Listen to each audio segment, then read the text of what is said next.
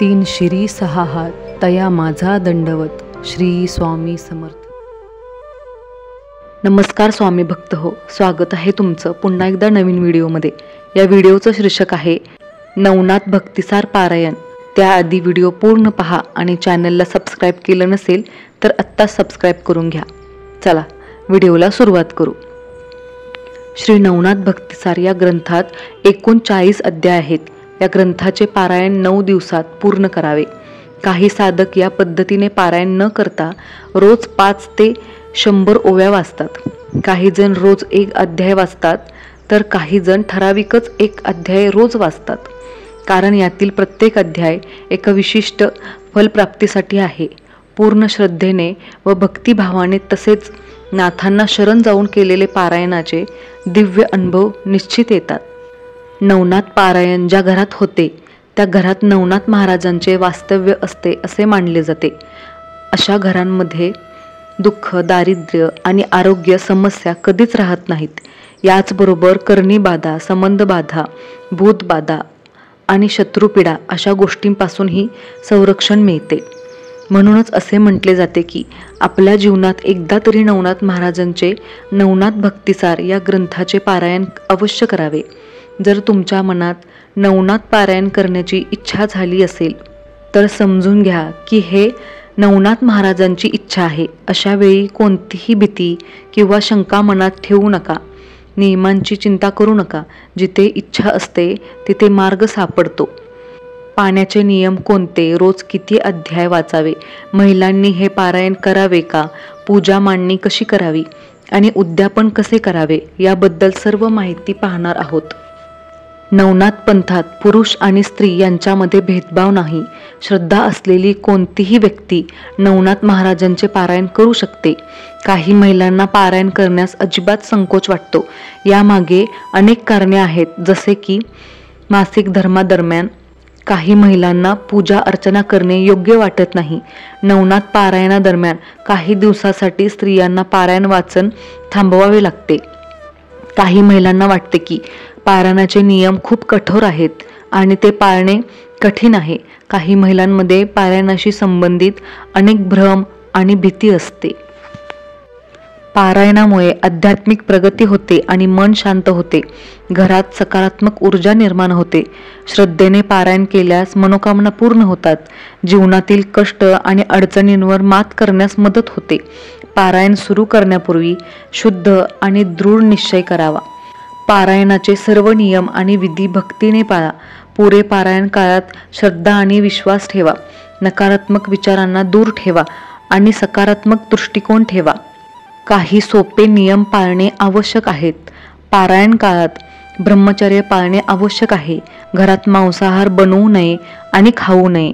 साधा आहार घ्यावा. दूध, पोळी, भाजी आणि फळे खाऊ शकता. उपवास करणे आवश्यक नाही. रात्री चटई किंवा गोधडीवर झोपावे.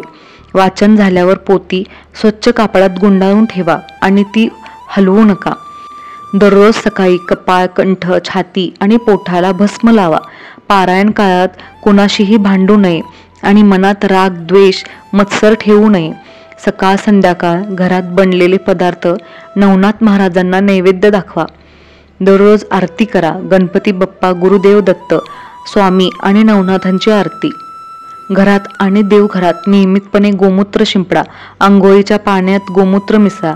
गाय, कुत्रे आणि भिक्षुकांना दान द्या.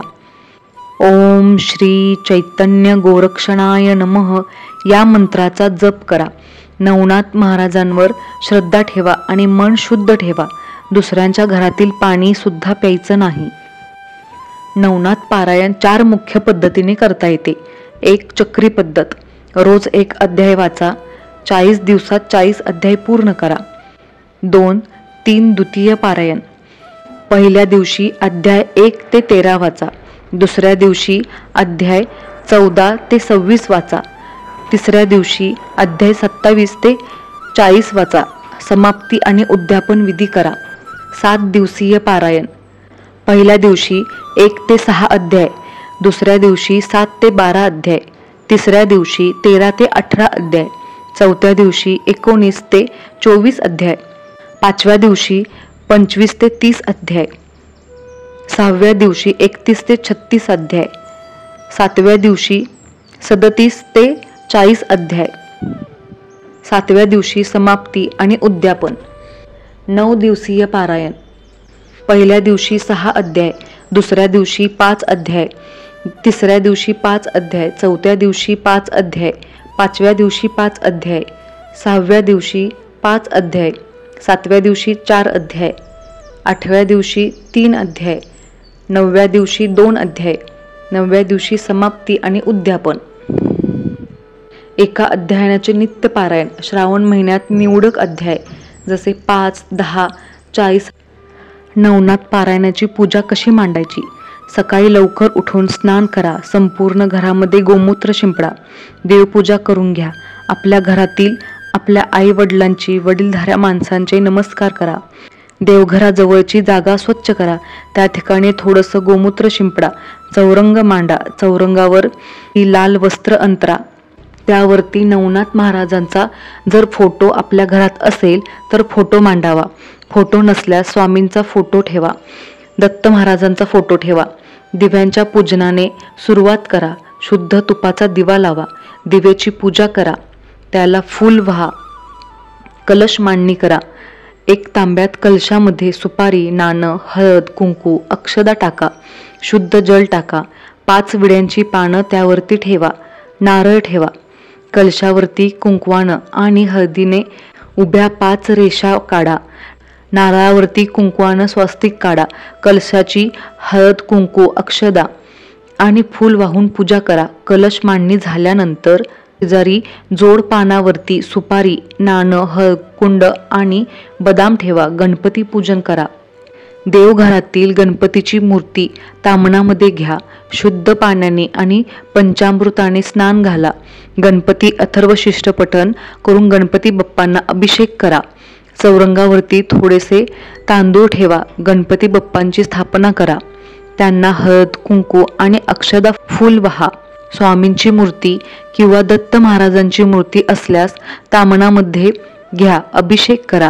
मूर्ती चौरंगावरती थोडेसे तांदूळ ठेवून स्थापना करा. त्यांना गंध, अक्षदा आणि फूल वाहा. दत्त महाराजांना आणि स्वामींना भस्म लावा. तुळशीपत्र वाहावे.